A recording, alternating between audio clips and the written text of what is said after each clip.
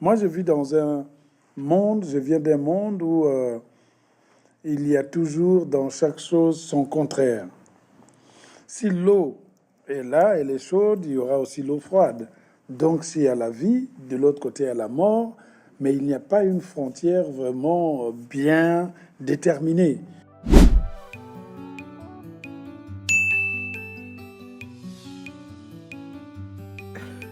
Hello les amis, j'espère que vous allez bien, je suis ravie comme d'habitude de vous retrouver aujourd'hui dans cette nouvelle vidéo pour vous faire découvrir un nouveau livre et vous emmener vers de nouvelles aventures.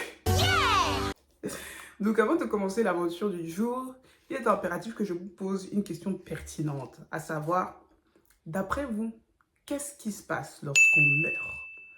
Donc, cette question fait depuis la nuit des temps l'objet de multiples spéculations. Certaines personnes croient en la réincarnation, d'autres croient en la vie éternelle, au purgatoire, au paradis et à l'enfer. Pour tous les fuckboys qui nous ont brisé le cœur, you're going to hell, ok?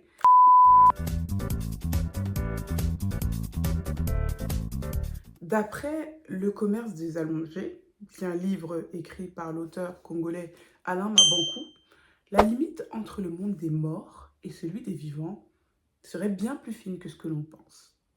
Donc, les morts, bien qu'invisibles aux yeux des vivants, seraient offerts, donc après leur mort, une seconde vie qu'Alain nous raconte avec beaucoup d'humour et de superstition.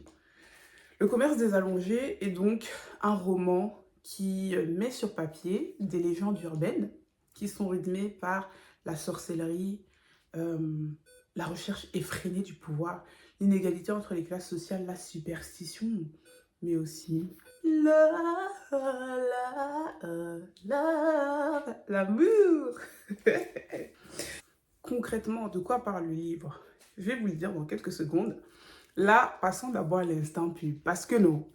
Regardez mon t-shirt rose bonbon, il est écrit « La crèche Les Yankamettes », un cadre idéal pour la garde de vos enfants. Donc, cette vidéo est sponsorisée par la crèche Les Yankamettes, qui n'est pas juste une crèche, mais aussi une halte garderie. Donc, n'hésitez pas, si vous êtes à Yaoundé, à aller déposer Junior et Paola à la crèche Les Yankamettes. Je vous mets toutes les informations ici. Le Commerce des Allongés nous amène donc dans les rues de Pointe-Noire, au Congo, où on assiste à un cérémonial organisé pour le décès d'un jeune garçon appelé Liwa Ekimakangai. C'est assez ironique parce que Liwa Ekimakangai signifie « la mort a eu peur de moi ». Mais en fait, Liwa est mort, frère. La mort a tellement pas eu peur de lui. Bref, donc Liwa se réveille dans un tombeau du frère Lachaise, qui est le cimetière des pauvres, parce que oui, il y a le cimetière des pauvres et le cimetière des riches, et il a du mal à naviguer à travers sa nouvelle vie de mort. Donc tout au long du récit, Liwa va essayer de percer le mystère sur la raison de sa mort en fait. Il va essayer de comprendre ce qui a causé sa perte. Et c'est assez intéressant parce que tout au long du récit, il va rencontrer des personnages aussi intéressants les uns que les autres.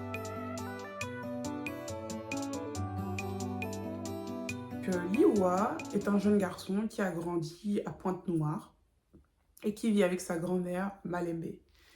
Donc la maman de Liwa, Albertine, est décédée en lui donnant la vie. Et avant de mourir, elle n'avait jamais révélé le nom de l'auteur de sa grossesse précoce. Donc par conséquent, Liwa a grandi sans savoir qui était son père. Donc Liwa vit avec Malembe, donc sa grand-mère, qui est vendeuse au marché. Et il est commis de cuisine dans un hôtel de la place. Il a eu son job grâce à sa grand-mère, qui a usé de moyens pas très catholiques pour lui trouver ce travail. Mais bon, il aide au quotidien.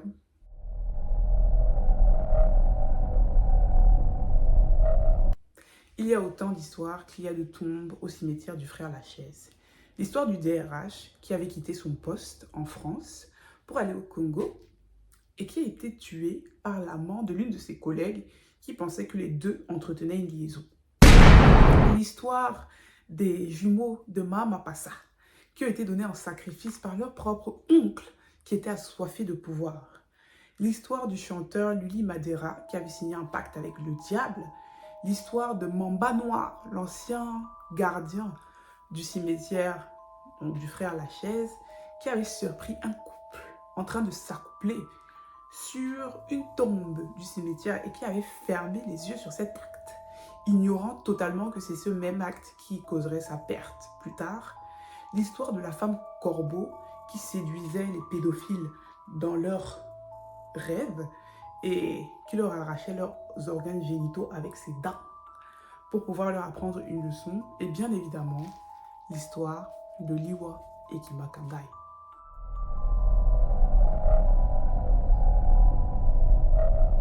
Qu'est-il donc arrivé à Liwa? Un soir du 15 août, donc un soir de la fête de l'indépendance, Liwa va décider d'aller en boîte de nuit pour coller la petite. Donc on est au Congo, hein, n'oubliez pas, Liwa est d'abord un sapologue. Nous sommes en présence de sapeurs.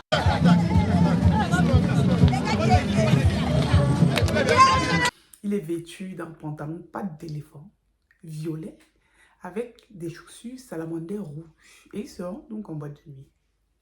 Arrivé en boîte de nuit, il cherche tant bien que mal une cavalière qu'il va finir par trouver. Une cavalière du nom d'Adeline. Et ils vont commencer à danser la rumba congolaise en mode collé serré. Donc à la fin de la soirée, Adeline va demander à Liwa de la ramener chez elle. Donc emprunter un taxi et se rendre dans l'un des quartiers huppés de Pointe-Noire. Et Adeline va demander à son cavalier de la retrouver au même endroit demain à 14 h. Et elle va disparaître. Donc le lendemain, Liwa revient au lieu de rendez-vous avec sa coco, avec un bouquet de fleurs à la main. Liwa est d'abord trop romantique. Et donc il arrive devant la maison, devant laquelle il avait laissé Adeline derrière, la veille. Et il va entrer dans cette grande baraque où il va se voir forcé de boire du coca empoisonné par un homme influent de la ville qui s'appelle Augustin Biapand. Liwa va donc mourir empoisonné. Et lorsqu'il se réveille de sa tombe, il n'a qu'une seule envie, c'est de se venger. Mais les habitants du frère Lachaise essayent de le dissuader car beaucoup de malheurs arrivent aux morts qui s'aventurent dans le monde des vivants. Mais Liwa est inarrêtable, mon frère. Vengeance. Liwa est inarrêtable. Il veut que justice soit rendue. Donc Liwa va se diriger chez son meurtrier et il va ôter la vie à ce monsieur qui l'a tué. En fait, qu'est-ce qui s'est passé? Parce que ça allait un peu brouillon, là, ça allait un peu flou. Qu'est-ce qui s'est passé? En réalité, en lisant le roman, on se rend compte que Adeline, donc la coco que Liwa a rencontrée en boîte, s'appelle en réalité Samantha et qu'elle est la fille de Augustin Biapandu et que son père l'a démembrée et jetée dans les eaux de l'océan Atlantique comme un sacrifice en fait pour pouvoir avoir plus d'argent, plus de pouvoir. Et depuis que Samantha est décédée, elle n'avait pas trouvé la paix. Donc même Melinda Gordon n'a pas réussi à lui faire voir la lumière. Elle avait donc besoin que vengeance soit faite pour trouver le repos de l'âme. Et Liwa a été un dommage collatéral en fait. Il a été l'agneau immolé par lequel Samantha, donc et Adeline, avait retrouvé le repos éternel. Donc c'est un peu dommage. Mais en même temps, Liwa a aussi trouvé l'amour. Parce qu'au final, Samantha et Adeline et Liwa finissent ensemble. Bon, comme Samantha était une fille de riche et Liwa était pauvre, Samantha était au cimetière des riches et Liwa au cimetière des pauvres. Mais au final, elle a dit que papa, laissons l'argent là, allons ensemble manger notre amour au cimetière des pauvres. Et donc en fait, c'est dans le love et la mort malheureusement que l'aventure se termine. C'est l'amour qui gagne. C'est l'amour qui gagne. Le commerce des allongés est un livre très agréable à lire. Il nous transporte donc dans les rues de Pointe-Noire. C'est une peinture sociopolitique du paysage ponténégrin qui fait la satire de plusieurs phénomènes qui font partie intégrante de nos sociétés africaines. Donc moi j'avais un sourire tatoué sur les lèvres tout au long de ma lecture parce que ce sont des légendes urbaines qui courent aussi au Cameroun. Et donc ça m'a rappelé mon chez-moi. Ça m'a rappelé mon chez-moi, ça m'a transporté à l'époque où les dimanches soirs, avec mes frères et sœurs, on s'asseyait et on mettait la radio sur Africa numéro 1 pour écouter les aventures mystérieuses.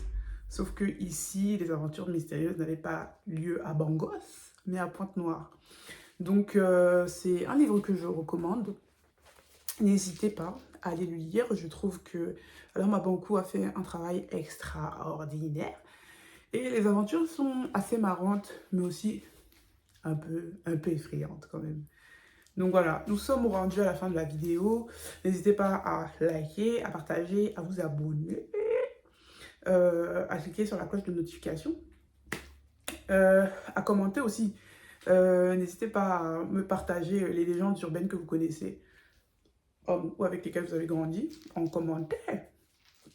Et s'il y a des Congolais dans la salle, s'il y a des Sakolans dans la salle, Zala Nakimia. Donc voilà, je vous fais de gros bisous, prenez soin de vous et on se retrouve bientôt. Ciao. Merci pour l'info, les gars. Et n'oubliez pas, la crèche les Yangamas. Ciao.